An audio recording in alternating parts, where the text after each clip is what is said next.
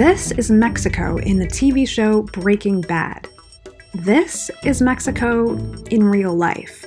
This is Beirut in the 2018 movie Beirut. This is Beirut in real life. And this is Bangladesh in the recent 2020 Chris Hemsworth movie Extraction. This is Bangladesh in real life. Notice anything? If you're seeing a big difference between the color filters Hollywood's using to portray specific countries versus how those countries look in real life, you're not alone. The internet even came up with a name for it: whole color grading. And naturally, there are a lot of memes. But what is whole color grading? Why did it first start happening? And how did we get here? We sat down with filmmakers, experts, and Hollywood colorists to get their take. Before the invention of digital cinema, filmmakers were really limited in how they could use color. There have been multiple stages in film color grading. Like in silent cinema, they would hand tint whole reels of film. With the launch of Technicolor in the 20s and 30s, and it became much easier to do color, color was a sort of standard part of the workflow by the 60s. There was a machine called the Hazeltine, and you had three main controls in the Hazeltine, which were red, green, and blue. And so you were always trying to find that sweet spot of like not too cyan, not too red, not too green, not too magenta, not too blue, not too yellow. For people who grew up in digital, that seems incredibly limiting. Beautiful movies were shot, and that was the color control they had in post. This all changed in the year 2000. Oh Brother, Where Art Thou was kind of seen as that first big film that really did a whole digital process. And what that did was that opened up a new set of tools. Since then, we've seen color kind of break out into many different avenues. This was followed by Steven Soderbergh's 2000 film Traffic.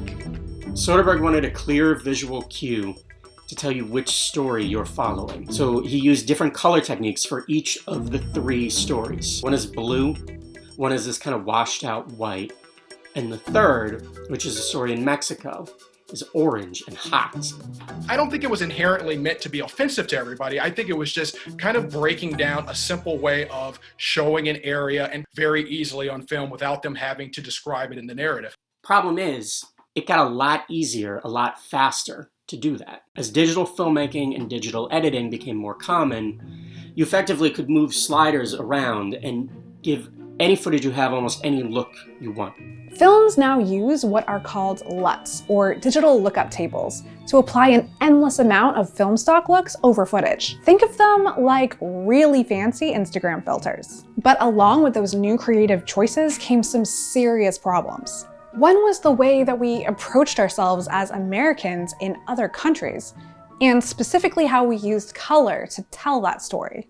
The cliche of a movie set in Sweden will be basically blue, and then a movie set in Mexico or the Caribbean will be much oranger and hotter and more saturated. I think some of that does have to come with temperature. I think we associate the winter months with a cold blue light outside, and I think we associate the summer months and warm with a warm highlight. Some of those ideas played out in wanting to make the audience feel like they've been on a bigger journey by making each location have its own color personality to help us orient ourselves in space and to make those spaces feel further apart from each other. And so if the script and the director want to represent Soviet Union as cold, stoic, then we're going to bring kind of the bluer color tones in it. If they want to show Mexico as hot and exotic, we're kind of going to bring in those older, warm, kind of rich, maybe a little bit more romantic tones to kind of help sell that feeling. Over the years, those associations sort of lose their connection to the original reality. You could take a photograph of Sweden and slap an orange filter on it, and all of a sudden it starts to feel like the Mediterranean. You can take a photo of Mexico City, and if you make it blue enough, it can start to feel like Stockholm. And that's when you start to see everybody take these Steven Soderbergh orange Mexico cues and just pop them in wherever they want really thoughtlessly. The time you used to take as a filmmaker to think about those things and to think about how they interact with the story you're telling, that all goes away. It becomes push button. So a lot of the films we talk about when we talk about this are action movies and adventure films and films in which there's violence on the people where the film is taking place.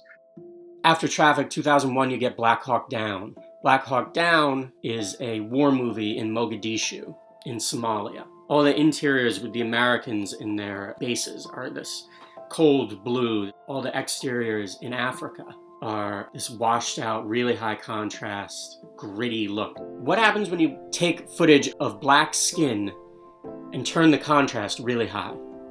You lose all of the features. So you have this movie with these Americans with these recognizable faces fighting phantoms, shadows, silhouettes. That becomes a problem very fast. The thing that we forget in color psychology is that the more layers of artifice we put on an image, the harder it is for us to connect with that image. Some of those heavy looks can dehumanize the people that exist in those places. In certain movies, it's done deliberately to make the killing of those people something that's easier for an audience to swallow. Shithole color grading, the concept of that is like uniquely American. We have this sort of manifest destiny myth about ourselves that we are the chosen, we are the liberal democracy, we are capitalism at its best. We know quickly what other countries look like because cinematographers and directors have decided what visual signifiers are gonna do that quickly. The way that's always been reflected in visual culture, it's just sort of like a set of color palettes. What could be more generalized and non-specific as a filter? We all know that that's bullshit. And some of those color trends kept repeating over and over and over. This is one of those things that I think keeps happening because it keeps happening. We're 20 years since Traffic, so you now have a generation of filmmakers who grew up watching movies showing Mexico looking like this. If they haven't been to Mexico, that's their Mexico. Everything in cinema comes back to emotion. The reason why that Mexico look has become racist is because it's intended to inspire fear. It's the same with like the generic Middle East look. It means you reduce the entire experiential scope of being in a place to this one visual cue, which is cued to make you never feel comfortable and never feel safe there. No estás en Chile.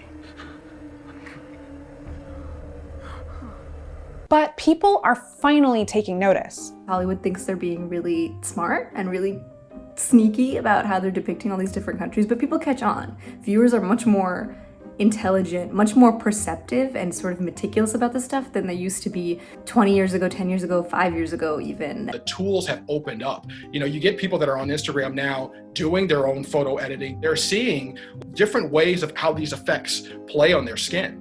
Now that we have viral threads on Twitter and Reddit, maybe filmmakers might kind of backpedal, maybe they'll try to do differently, maybe they'll try to do better. Additionally, the call for more diversity in film is changing how we look at other countries. I'm one of the few Black colorists that's actually working in industry at this level. So Lara and the Beat is a narrative fiction movie that takes place in Nigeria. We were keen on showing a version of Nigeria that you don't typically see in film.